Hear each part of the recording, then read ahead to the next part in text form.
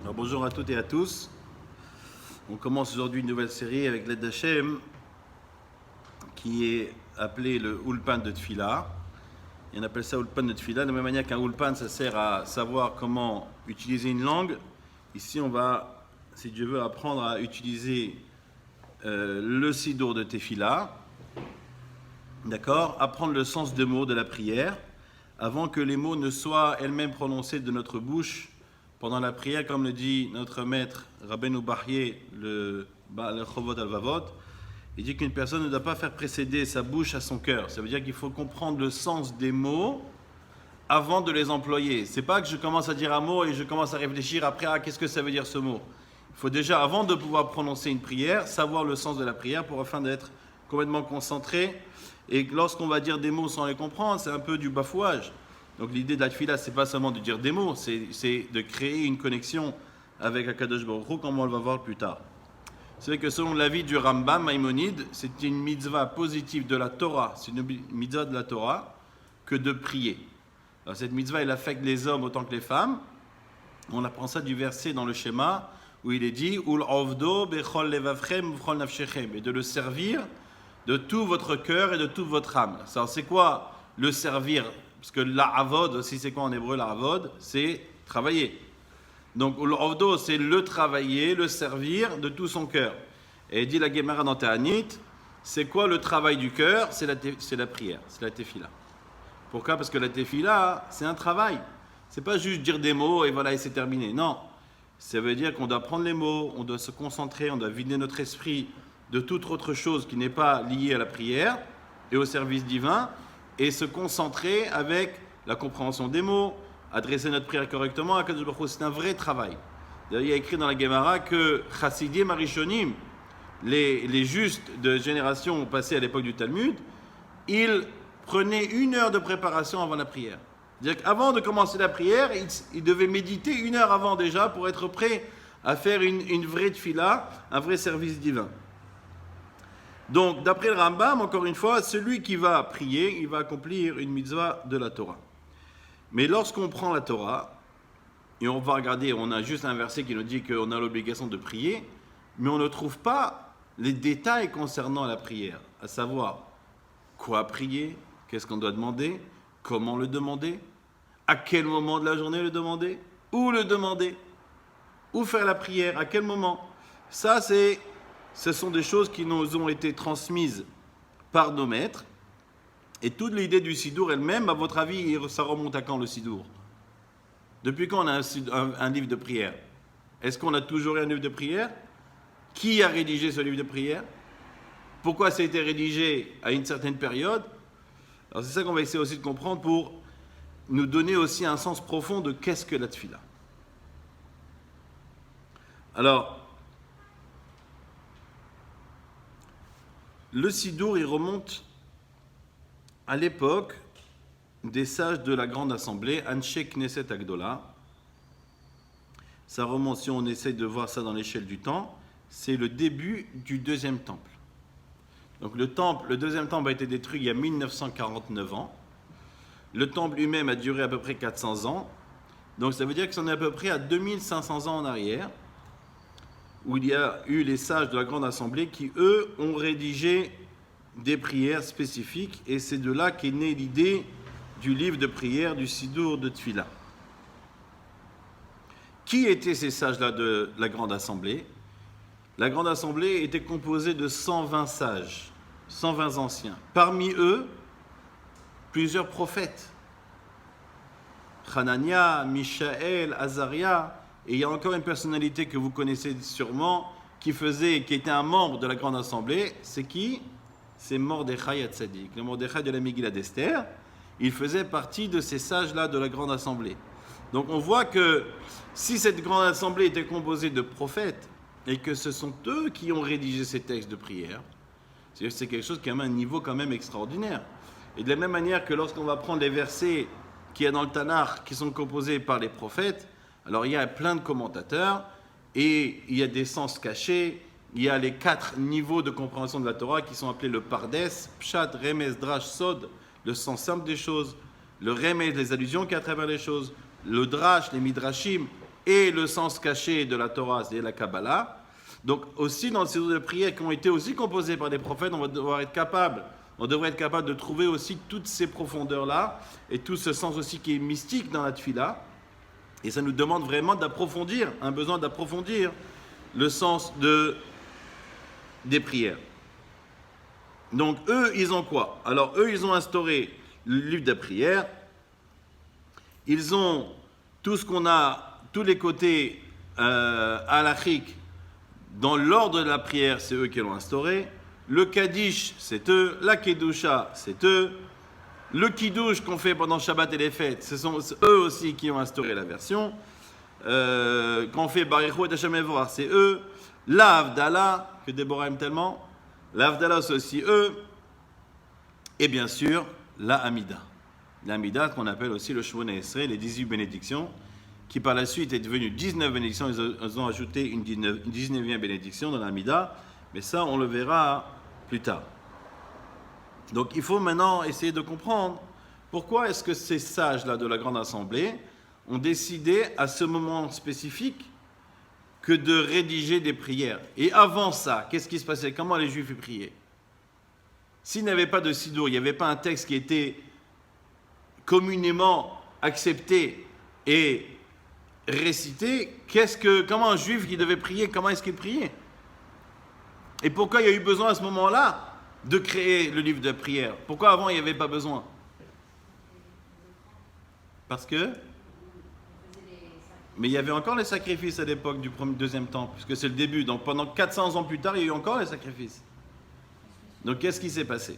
Alors le Gaon de Vilna nous dit, il y a ici une notion très très intéressante à savoir, il y a cette notion de balance, d'équilibre parfait qui doit exister entre les forces du bien, la Kedusha, et la Touma.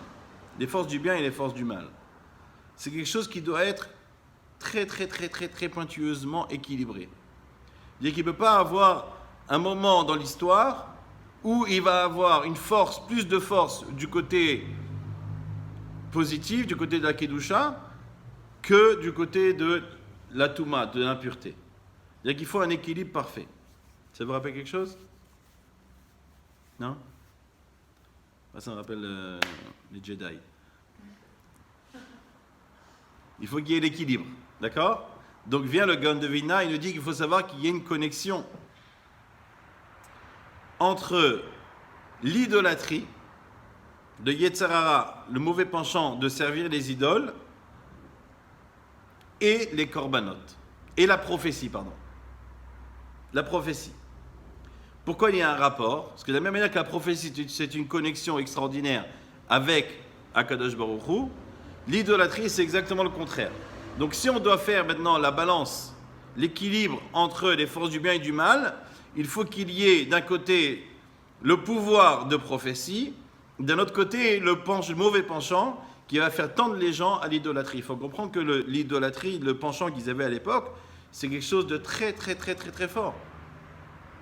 Mais de la même manière qu'aujourd'hui on a des Yetzer Hara, on a des penchants vers des choses comme l'argent, les femmes, etc., et que c'est quelque chose qui est très très fort, et que les gens des fois ont dit c'est pas possible de se battre contre cela, il faut comprendre que c'était exactement la même chose à l'époque du Beth Amikdash, où les gens ils avaient un penchant vers les idoles. Il y a une histoire qui est amenée dans la Gemara aussi qui nous reflète, qui reflète un peu à combien ce Yetzer Hara était fort.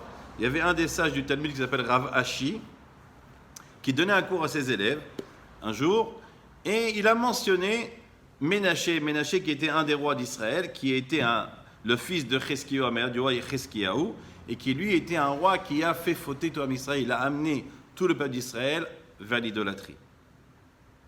D'accord? Donc lui, c'était un rachat, et il y a une discussion de Gemara, est-ce qu'il a fait Teshuvah à la fin ou pas, peu importe. Et ce qui s'est passé, c'est que Rav Ashi, en mentionnant le roi Ménaché, il a dit notre ami Ménaché. Quelque part, il a eu un peu du dédain envers lui. Et en donnant son cours, il a dit notre ami Ménaché. Chaverenu Ménaché. La même nuit, Rav Ashi, dans son sommeil, voit apparaître Ménaché en rêve. Et Ménaché vient et lui dit dis-moi, on est amis nous deux, que tu m'appelles comme ça, mon ami?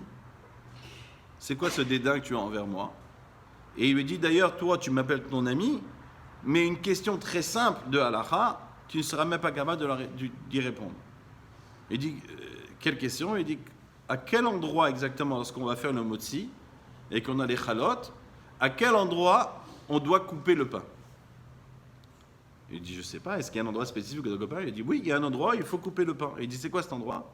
Il dit, toi, tu ne sais pas. Il dit, je te promets que si tu me l'enseignes, je l'enseignerai ça demain à mes élèves en ton nom, et ça sera pour toi une grande élévation de ton âme. Et il lui a révélé qu'il faut couper la challah à l'endroit où il est le mieux cuit. Là où il est le mieux cuit, c'est là-bas qu'il faut couper la challah. Alors il dit, mais je comprends pas, moi je croyais que tu étais un imbécile. C'est-à-dire qu'il faut être idiot pour aller se prosterner devant une idole que tu as fabriquée le matin. Et tu dis que c'est mon Dieu, c'est lui qui a créé le monde, etc. C'est quoi? Et là je vois que tu es quelqu'un d'intelligent, tu es quelqu'un d'érudit. Comment tu as pu servir des idoles et amener tout le peuple d'Israël à fauter en pratiquant l'idolâtrie? Alors il lui a dit, tu sais que si toi, Ravashi, à ton époque, tu vis à une époque différente, mais si toi tu vivais à notre époque, non seulement tu aurais servi les idoles, mais tu aurais même levé ta robe, ta djellaba, pour courir plus vite afin de servir plus rapidement les idoles. Qu'est-ce qu'il a voulu lui faire passer comme message? Il a fait passer un message que le Yetzirah qu'il y avait à l'époque, ce n'est pas le même qu'il y a à l'époque de Ravashi. C'était pas pareil, c'est un Yetzirah qui est très très très très très puissant. Donc vient le Gaon de Vilna, il nous dit, il faut savoir que le pouvoir prophétique et ce penchant d'idolâtrie, ils étaient dépendants l'un de l'autre. Et donc quoi? Dès lors, si on doit avoir un équilibre parfait entre les forces du bien et du mal, dès lors où l'idolâtrie va cesser, automatiquement, le pouvoir prophétique aussi va cesser, puisque un, il est là pour maintenir l'équilibre de l'autre. Donc si j'arrête les forces du mal au niveau d'idolâtrie, automatiquement, du côté de la sainteté, de la Kedusha, il va falloir aussi annuler le pouvoir prophétique. Et c'est exactement ça qui s'est passé. Alors, qu'est-ce qui se passe? Comme nous dit la Gemara dans Shabbat, les sages de la grande assemblée ont vu que le penchant d'idolâtrie, il était trop fort. Et qu'Am Israël est à sa perdition au niveau spirituel, ils ont décidé, on va faire une cérémonie, on va faire quelque chose de spécial pour annuler et éradiquer le penchant de l'idolâtrie. Et ils ont fait ça. Et lorsqu'ils ont fini la cérémonie, Gemara nous raconte qu'il y a un lion de feu qui est sorti du sein des saints. Un lion de feu. Ils ont même essayé ensuite d'annuler le Yetzirah des femmes. Et ils l'ont annulé. Mais ce qui s'est passé, c'est que Gemara nous raconte que même un œuf n'était plus pondu. Parce qu'il n'y avait plus d'attraction entre le mâle et la femelle. Donc qu'est-ce qu'ils ont fait? Ils ont rendu le Yetzirah de l'attirance féminine et masculine, mais ils ont juste annulé le mauvais penchant des incestes, donc toutes les proximités familiales. Donc ça, ils ont annulé. Dès lors où ils ont annulé maintenant l'idolâtrie, qu'est-ce qui va se passer? Le pouvoir prophétique aussi va disparaître. Alors qu'est-ce que ça a à voir avec la prière? Eh bien, l'idée c'est que il y avait tellement de prophètes à l'époque. Comme la Gemara nous dit que le nombre de prophètes qui existaient, c'était le double de la population qui était sortie d'Égypte.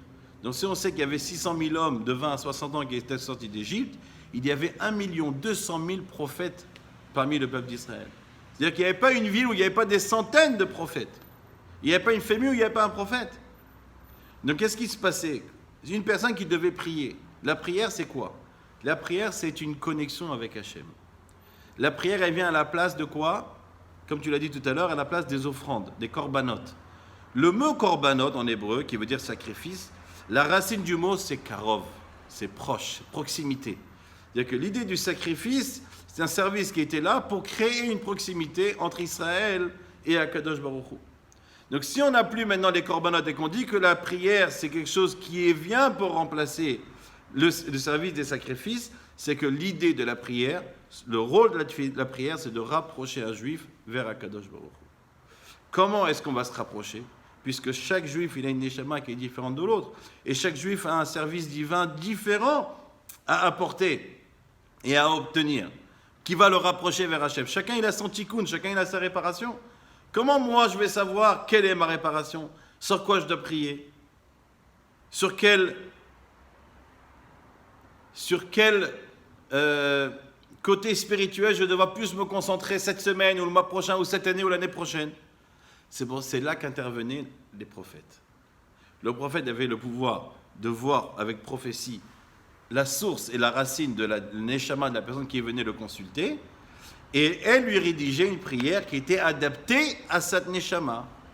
C'était une prière qui était privée, customized, sur mesure pour la neshama de la personne qui venait se consulter auprès du navire, auprès du prophète.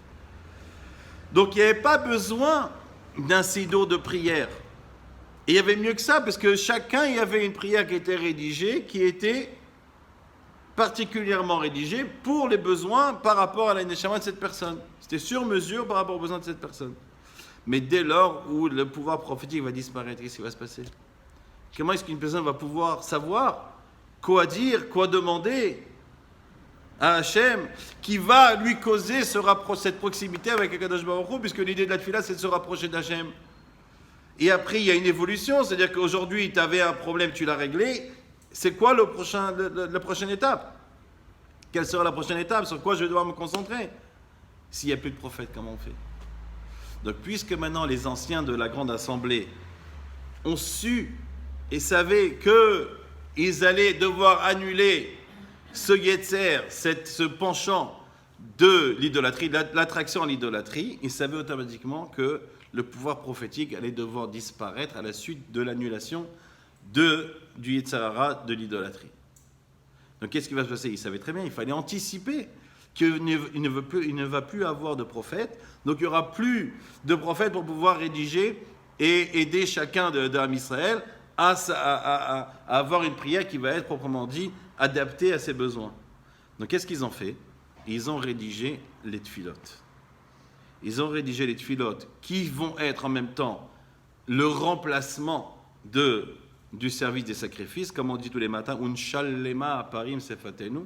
Nous allons quelque part compléter le manque de sacrifice par sefatenu, par nos lèvres, à travers la prière.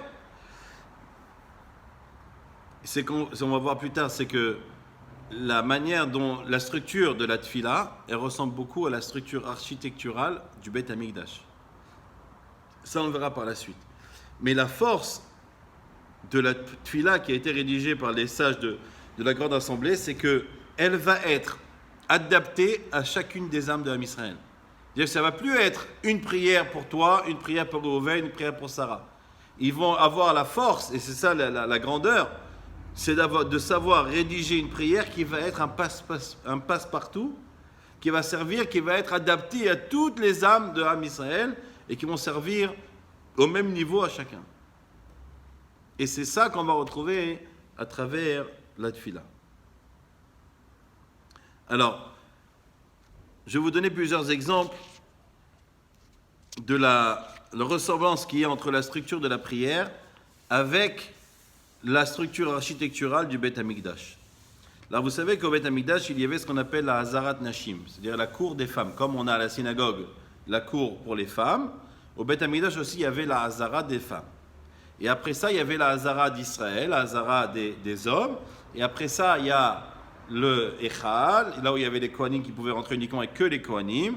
Et après, il y avait un endroit où il y avait personne qui pouvait rentrer juste le jour de Kippour. Le Kohen Gadol, le grand prêtre, qui pouvait rentrer juste uniquement le jour de Yom Kippour. Alors, avant d'arriver à la synagogue, lorsqu'on prend le Sidour, on voit qu'il y a pas mal de prières à faire. Il y a Adonolam, il y a pas mal de tfilotes qui ont été instaurées plus tard par les Mekoubalim, il y a le Patah Elia, Ptichat Elia, où il y a les brachot du matin que l'on fait, n'est-ce pas? Les brachot du matin, si on compte toutes les brachot qu'il y a exactement 15 brachot, 15 bénédictions, comme les 15 marches qu'il y avait pour rentrer à la Hazara d'Israël. Et ainsi de suite. Ainsi de suite, il y a une ressemblance entre la structure de la Tfila et la structure du Beth Amikdash. Alors on commence à prier le Sidour, on ouvre la page 1, et au matin, dès qu'on se réveille, avant même de se laver les mains. Donc c'est une prière, on ne mentionne pas le nom de Dieu dedans, donc on n'a pas besoin de se laver les mains. Et on va dire Modé Ani, ou alors Moda Ani pour une femme, Lefanecha melech chai vekayam shechezata bi nishmati behemla rabba emunatecha. Je te remercie, ô ravivant éternel, de m'avoir restitué mon âme avec compassion. Tu es de grande confiance. D'accord? Emunatecha, c'est quoi la emuna? C'est la croyance, ou alors j'ai confiance en quelqu'un, ouais, yeshli imun, je te donne confiance. Alors, melech chai vekayam, modé ani, je te remercie devant toi. Pourquoi devant toi? Déjà, le principe du Ben Israël, du juif, lorsqu'il se lève le matin, c'est déjà de se mettre à l'idée qu'Hachem, il est toujours devant nous. Comme il y a écrit dans le Shulchan Arour, la première halakha dans le Shulchan Arour, il y a écrit là-bas dans le Rama, Rabbi Moshe Isserles, ce sont les annotations ashkénazes, qui dit là-bas, Shiviti Hachem Nenegdi Tamid, un passage dans Tehilim, que David Amelech, il dit Shiviti, je me suis toujours mis en tête, j'imagine, Hachem, les Negdi Tamid, qui est toujours en face de moi. Il dit Zeuklal Gadol Batorah Vemarot Tzadikim, Sholchim Lifnei Elokim. Ça, c'est un grand niveau, c'est un principe de base pour les gens qui sont justes, ouais, de toujours s'imaginer Hachem qui est en notre présence, qui est devant. Pourquoi? Parce que lorsqu'on s'imagine Hachem devant nous, on ne va pas réagir de la même manière que si Hachem n'est pas présent. Donc c'est un moyen quelque part de nous empêcher de faire des mauvaises choses. Comme des fois, il y a des choses qu'on va faire si on est vu par personne, s'il y a des gens qui nous regardent, on ne va pas les faire. N'est-ce pas? Donc celui qui a le niveau de comprendre et de réaliser et d'imaginer Hachem qui est toujours en face de lui, ça va l'aider à éviter de faire des mauvaises choses. Chez Echezata Benishmati, que tu m'as rendu mon âme avec compassion. Alors pourquoi? Quand on dort, est-ce qu'on est mort? Pourquoi Hachem il a besoin de nous rendre notre âme lorsqu'on se réveille? Elle est montée, mais on est vivant ou on n'est pas vivant? Quand on dort, on est vivant. Alors qu'est-ce qui est monté, qu'est-ce qui est descendu? Qu'est-ce qui est? Hein? On a vu tout à l'heure, elle est revenue. Elle est revenue. Chez Echezata, mais si elle est revenue, c'est-à-dire qu'elle n'était pas là? Elle était là. Alors elle n'est pas revenue, elle n'est pas partie. Ah, une partie, kol hakavod. Il y a une partie, parce que l'âme, elle est composée de combien de parties? 5 parties il y a dans l'âme. Nefesh, Ruach, Neshama, Haya, Yechida. Il y a le Nefesh qui est la partie la moins élevée de l'âme, ce que la Torah appelle le sang. C'est-à-dire que cette partie de l'âme se trouve dans le cycle sanguin de l'homme. Et dans la Kabbalah, on explique que le Nefesh, c'est le pont, la transition entre l'identité physique et l'identité spirituelle de l'homme. D'accord? C'est pour ça qu'on parle tellement de l'importance de ne pas manger des choses qui ne sont pas cachères, parce que tout ce qui est de la consommation va traverser le système sanguin. Et lorsqu'on un Ben Israël, il va faire entrer des choses qui ne sont pas adaptées à sa structure spirituelle, il va automatiquement créer un timtum, ce qu'on appelle comme quelque chose qui était comme si on allait boucher, et créer des problèmes de connexion entre son âme et son corps. Parce que c'est ça le pont. Le sang, c'est le pont. Vous avez compris? Donc ça, c'est le nefesh. Ensuite, on a le ruach, on a la neshama. Là, je vais en montant dans les niveaux spirituels, d'accord? On a le ruach, ce qu'on appelle l'esprit. On a la neshama, qu'on appelle l'âme. Et ensuite, on a chaya. Chaya, c'est ce qu'on appelle la aura. C'est une partie de l'âme qui réside autour du corps de l'homme. Vous savez qu'il y a des recherches qui ont montré que la aura de l'homme réagissait par rapport aux choses qu'elle faisait.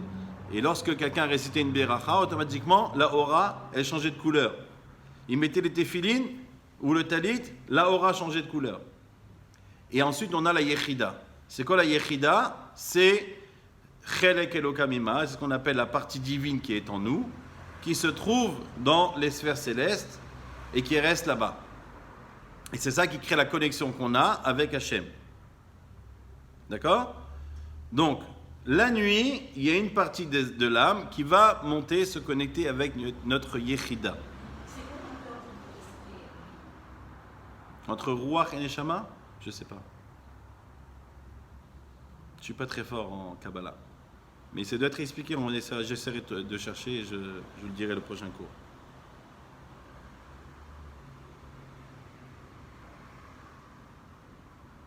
C'est pour ça que des fois, on a des révélations pendant la nuit, on fait des rêves qui sont annonciateurs.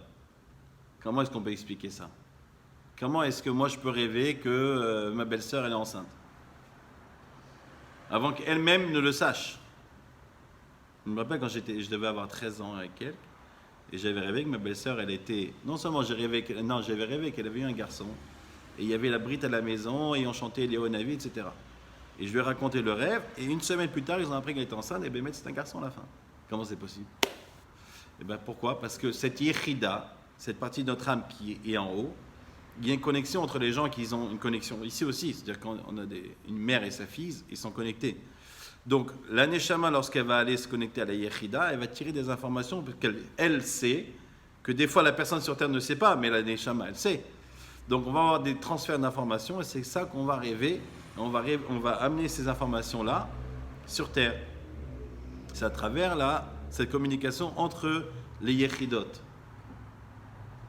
D'accord? Donc c'est une partie de notre âme qui est montée, qui donne des comptes. D'ailleurs, tous les soirs, on va rendre des comptes à Kadosh Baruch Hu. Qu'est-ce qu'on a fait, qu'est-ce qu'on n'a pas fait, et cette partie-là a été ramenée dans notre corps tous les matins lorsqu'on se réveille. C'est vrai qu'il y a écrit dans la Gemara que le sommeil, c'est considéré un 60e de la mort. Ils disent d'ailleurs, c'est pour ça, on va voir après par rapport, c'est lié au fait qu'on doit se laver les mains le matin en se levant. Ce qui est intéressant, c'est que cette prière de Modéani, elle est dans tous les sidours, on est d'accord? Tout le monde connaît cette prière de Modéani. Est-ce que vous avez une idée quand est-ce que cette prière a été rédigée? Est-ce que c'est les sages de la Grande Assemblée qui ont instauré cette prière? Non. Cette prière a été rédigée par un sage du XVIe siècle. Il s'appelle Rabbi Moshe ben Makir. Il a un livre qui s'appelle Seder Hayom, qui est sur la prière et sur l'approche de la prière à travers la Kabbalah. Il a vécu à l'époque du Shulchan Aruch, Rabbi Yosef Karo à Tzfat. Et c'est lui qui a rédigé cette prière.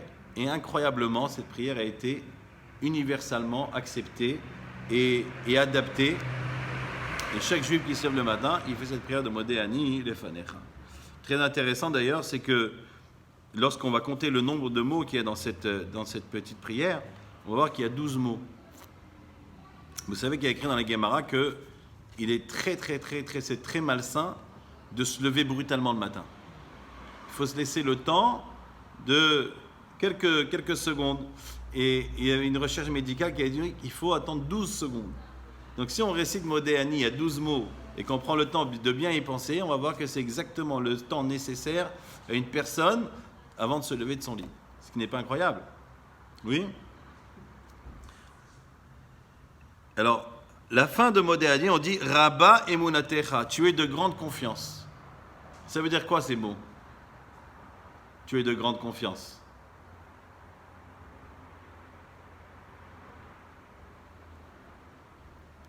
Alors, on peut comprendre en disant grande est ta fidélité. D'accord? On peut dire fidélité, mais là ici c'est traduit par confiance. Que Emouna c'est une confiance. D'accord? Mais on peut dire aussi, on peut traduire par fidélité. Mais là on prend le terme simple de Emouna, c'est avoir foi en quelque chose, n'est-ce pas? Donc fidélité, c'est aussi avoir foi en quelque chose. Donc ta fidélité envers qui? Est-ce que je suis sûr que puisque tous les matins, ça fait déjà chacun avec le nombre d'années qu'il vit, que tous les matins, que Baruch Hu nous rend notre âme. Donc c'est ça la fidélité. Mais on peut dire aussi que quoi? C'est que Hachem, il a Emouna en nous. Hachem, il a foi en nous. Et il nous redonne la vie chaque jour, malgré les erreurs qu'on va faire, qu'on va commettre tous les jours. Hachem, il croit encore en nous. S'il ne croyait pas en nous, il ne nous aurait pas redonné la vie. C'est-à-dire que moi, quand je me lève le matin, je dois me dire « Waouh, tu crois encore en moi ?» Si tu me donnes la vie, ça veut dire que j'ai le moyen de réparer. Comme il y a une histoire avec Rav Israël Salanter, qui rentrait tard le soir. Et tout était bien sûr éteint dans la ville. Et il voit qu'il y a le cordonnier, il a encore de la lumière dans son atelier. Et il rentre, et il le voit, il